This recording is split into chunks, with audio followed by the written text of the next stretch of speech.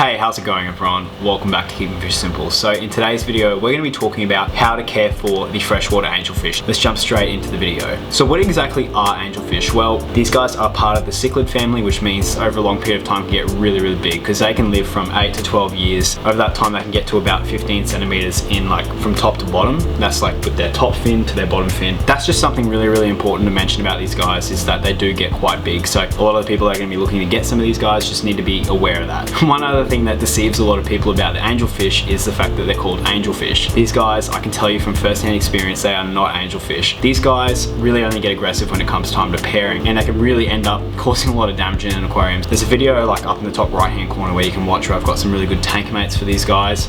I'll probably stick to that list and just be really cautious about this, because once they get to that age, yes, they can become very aggressive and they can hurt themselves and other fish in your aquarium. So for instance, my black angels, I'll show you a video of that. They've just been super hard to get to breed because they're a really aggressive, strain, and they've just been beating the crap out of each other, and there's not a lot that I can do about it. So you just have to be aware of it, and that's just part of keeping angels. So now that we've got those precautionaries out of the way, we can start to talk about when buying your first angelfish. So when you're going to the shop, you're going to see there's going to be a bunch of them, and they are mass produced. I mean, I produce thousands of these guys. If you guys are after any angelfish, I breed a ton. They're going to be in the link below, so if you're in Australia, you can actually buy some of my angelfish. One of the things you want to look for when you're buying angelfish is you want to make sure they're eating really well, like they're aggressive eaters, and you want to look for big meaty heads. That's one of the things I've noticed. An angelfish with a big meaty head is always a really healthy one. Now let's talk about the tank setup. There's a few things that I like to do. So again, there's going to be another link to another video, the 7 tips I think for keeping angelfish. I'll talk about this in a little bit more depth, but my personal aquarium for these guys would either be a 20-gallon really high one, and that would have maybe 1 or 2 angelfish in there with a couple of little,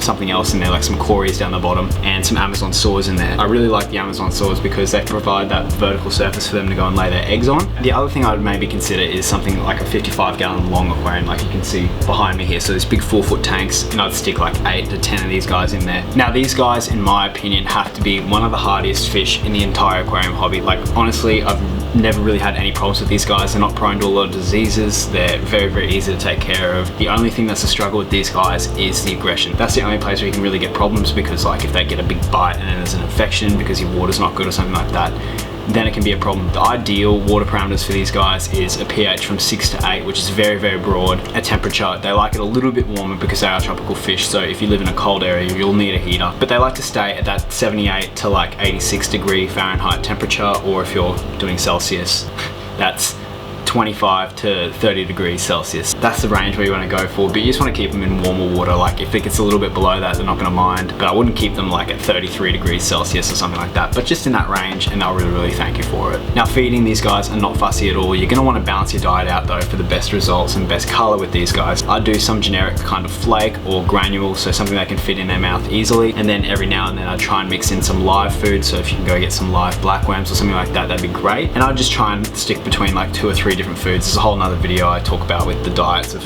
fish. I think it's up in the top right-hand corner as well. Now let's get to the fun part of the video, and let's talk about breeding. So I'm very passionate about breeding these guys. I actually really enjoy it. It's a super rewarding fish to breed and super satisfying fish to breed. Now there's a whole breeding series. Again, I've linked a bunch of videos, but I've done a whole breeding series on how to breed these guys. The way I would do it is I'd buy 6 to 8 and put them in a big 4-foot tank and grow them up. You can also buy a breeding pair, but the way they breed is they breed in pairs. So what they're going to do is, as they grow up at about that 6 to 7 month age, they're going to start to pair off, and what they're going to do is choose a pair, and what they are meant to do is choose that pair for life. So they're going to take a corner of the tank and they're going to breed on either the up pipe of a filter, or on a heater, or on an Amazon sword leaf, and they're going to take care of those eggs until they are free swimming. Now I normally like to remove the eggs just for the best hatch rate, and you put them in a jar and you can hatch them out, and then you can raise a fry. Now the other way to breed them is to leave the eggs in there, separate the parents, and the parents will actually raise the fry themselves. A lot of people like watching the parents raise them up and then having all these fry around them, like a huge cloud of fry, and then taking them around the aquarium to find little pieces of food, which is really cool. So once you got your breeding pair, these guys are going to breed about every 2 weeks. It's going to vary from time to time. Sometimes they're going to breed once every week, or sometimes they're going to breed every 3 weeks. That's just how they are, but they will breed frequently. So if you stuff up your first batch, don't worry, they will breed again, and you'll have another attempt in another couple of weeks. So that's pretty much it with these guys. They're a very easy fish to take care of, a very rewarding fish, and one of my favorite fish in the entire hobby. So I hope you guys learned something from this video. I hope this was helpful for you guys, and I'll see you guys in the next one.